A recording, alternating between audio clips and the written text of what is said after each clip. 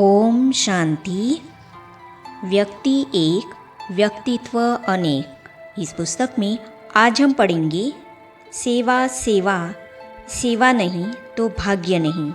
इस विषय पर शक्तिनगर के ब्रह्मा कुमार राकेश भाई जी भ्राता जगदीश जी के साथ के अपने अनुभव को इस प्रकार हमारे साथ बांट रहे हैं। तो चलिए आज हम इसे पढ़ते हैं। एक बार हम मधुबन आए हुए थे। वापस जाने से पहले दादी जी से छुट्टी लेने उनके मीटिंग रूम में गए, जो कि ईशु दादी जी के ऑफिस से पहले बाई और दीदी का कमरा है। दादी जी आई, मैं और चक्रधारी दीदी ही थे। दादी जी पहले दीदी से मिले, फिर दीदी ने दादी जी को कहा कि दादी, यह राकेश भाई है, आजकल जगदीश भाई के साथ सेवा में हैं, उनके ऑफिस का कार्य देखता है। इससे पहले दादी जी को इतना ही परिचय था कि यह शक्तिनगर का कुमार है।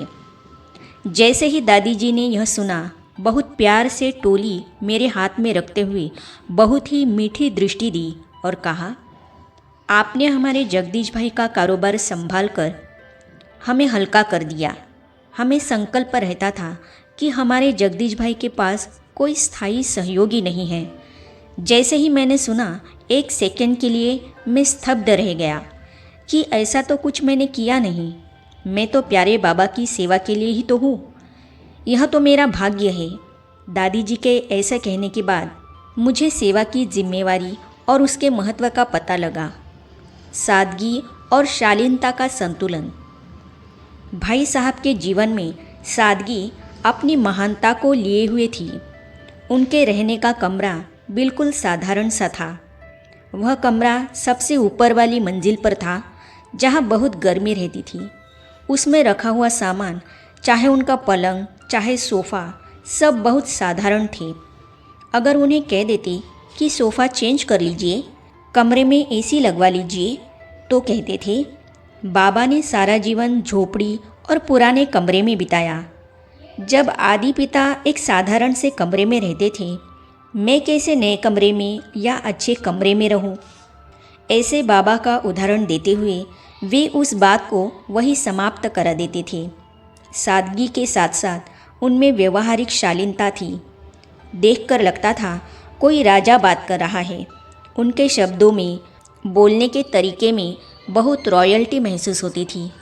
यज्ञ में एक अथॉरिटी होने के बावजूद भी उन्होंने कभी ऐसा एहसास नहीं दिलाया कि हम सब भाई बहनों के लिए उनके पास समय नहीं या वो बड़े हैं। सबके साथ बहुत ही सिंपल तरीके से मिलना जुलना, सबकी अवस्थाओं को जानते हुए दिशा निर्देश देना, ये सब सहयोग उनसे मिलता था। उनकी सादगी के गुण के कारण सभी को महसूस होता था कि वे हमारे अपने हैं और अपने जीवन के लिए सहज रूप से सलाह लेते थे।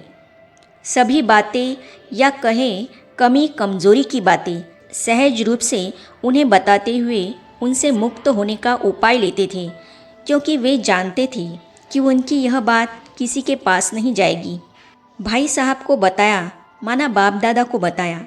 सभी का ऐसा अनुभव था कि हमने साकार बाबा को तो नहीं देखा, परंतु जगदीश भाई से मिलकर हम बाबा की महसूसता लेते हैं। सेवा में ईमानदारी। जैसे बाबा कई बार मुरलियों में ब्राह्मण जीवन की दिनचर्या को 3 भागों में बांटते हैं। 8 घंटे सेवा, 8 घंटे याद और 8 घंटे लौकिक कार्य। भाई साहब सेवा केंद्र में रहते भी अपनी दिनचर्या में इस बात को महत्व देते थे, कम से कम 8 घंटे तो सेवा करनी ही है। वैसे तो हमने उनको 18-19 घंटे लगातार सेवा करते देखा। जब कभी तबीयत के कारण उनसे कहा जाता था कि थोड़ा आराम कर लीजिए, तब वे ऐसा ही कहते थे कि बाबा का अन्न खाता हो, कम से कम इतनी सेवा तो अर्थात 8 घंटे मुझे करनी ही है। एक एक दाने का हिसाब देना है। यह कोई साधारण यज्ञ नहीं है, भगवान का रचा हुआ यज्ञ है। हम यहाँ सेवाधारी बनकर आए हैं। सेवा तो हमारा धर्म है। ऐसा कहते हुए हमारी भावना भी यज्ञ की सेवा प्रति बढ़ाते थे। मैंने देखा सेवा करते दिन रात क्या होता है, भूख प्यास क्या होती है, इन सभी बातों से बेखबर अथक होकर सेवा में लगे रहते थे। तथा औरों को भी लगाए रखती थीं। साथ ही हर कार्य के प्रति वे समय के पाबंद रहती और समय पर ही कार्य पूरा करती थी। निश्चय बुद्धि विजयंती। सन 1996 वर्ष को यज्ञ के डायमंड जुबली वर्ष के रूप में मनाया जा रहा था। दिल्ली में सबकी तरफ से संगठित कार्यक्रम की योजना बनी, जिनके लिए इंदिरा गांधी इंडोर स्टेडियम को चुना गया। उस हॉल में 25,000 लोगों के बैठने की व्यवस्था है। उस कार्यक्रम में यज्ञ की तरफ से मधुबन से बड़ी दादी जी, प्रकाशमणि दादी जी तथा अन्य दादियों, बड़े भाई बहनों को निमंत्रण था। मुख्य अतिथि के तौर पर प्रधानमंत्री, राष्ट्रपति आदि को निमंत्रण दिया गया था। कार्यक्रम के पर्चे, निमंत्रण पत्र सब बढ़ चुके थे। कार्यक्रम की जोर शोर से तैयारी चल रही थी। उसकी व्यवस्था की जिम्मेवारी जगदीश भाई साहब के ऊपर थी। उस समय उनकी शारीरिक अवस्था इतनी अच्छी नहीं थी।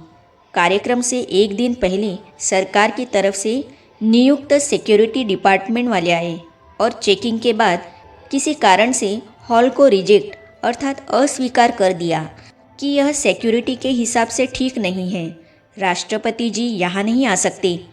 कारण था ऊपर छत पर एक टाइल हल्की सी लटकी हुई थी। इन्होंने उस कारण से हॉल रिजेक्ट कर दिया। भाई साहब का अटल निश्चय था। उन्होंने संकल्प की दृढ़ता को नहीं छोड़ा। कहा, प्रोग्राम होगा तो यही होगा। यह भगवान का कार्य है, इसे कोई रोक नहीं सकता। भगवान के कार्य में विघ्न तो पड़ते ही है, कोई बात नहीं। थोड़े से भाई बहनें जो मुख्य थे उन्हें ही इस बात की खबर थी। बाकी सभी भाई बहनें अथक होकर हॉल की सजावट की तैयारी में लगे हुए थे। स्टेज वाले अपना कार्य कर रहे थे। भाई साहब ने कहा कि सभी बाबा को याद करते हुए सेवा करते रहे और स्वयं उस विघ्न को दूर करने के लिए जो भी पुरुषार्थ करना था करते रहे। आखिर उनकी दृढ़ता और निश्चय की विजय हुई और सुबह फ़ोन पर सूचना आई कि राष्ट्रपति इस कार्यक्रम में आ रहे हैं, प्रधानमंत्री जी भी आ रहे हैं और अन्य गणमान्य भी उस कार्यक्रम में पधार रहे हैं। कार्यक्रम समय पर शुरू हुआ। सारा हॉल भरा हुआ था। हॉल के बाहर भी भाई बहनें अंदर आने के लिए खड़े थे। कार्यक्रम बहुत सफल रहा। जब कार्यक्रम प्रारंभ हुआ, स्टेज पर सभी अतिथि विराजमान थे। आदरणीय दादी जी भी उपस्थित थी। जब कार्यक्रम चल रहा था तब किसी को भी नहीं मालूम कि जगदीश भाई साहब कहाँ हैं। भाई साहब कार्यक्रम के दौरान पब्लिक के बीच में ही पीछे की तरफ कुर्सी पर बैठे थे।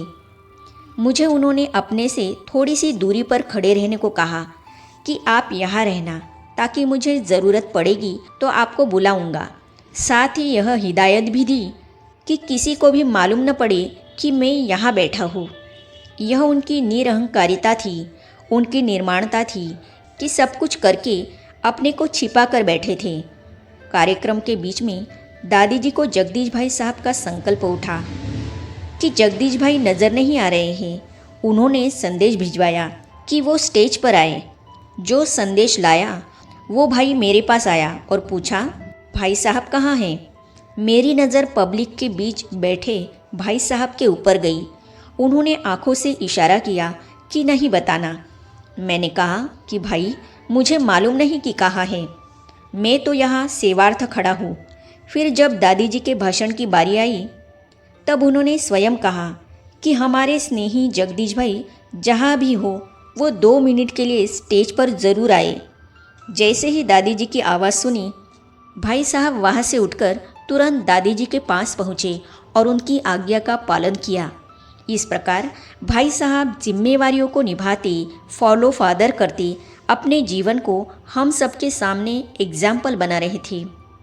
नाम मान शान से परे रहते हुए अन्य आत्माओं को आगे बढ़ाने की भावना को स्वयं के भीतर बनाए रखते हुए निरहंकारी, निर्माण, दृढ़, अथक सेवाधारी, योग युक्त, युक्ति युक्त आदरणीय जगदीश भाई साहब आज भी अपने श्रेष्ठ चरित्र के कारण विश्व भर में ब्रह्मावत्सों के दिलों में अपनी छाप बनाए हुए हैं।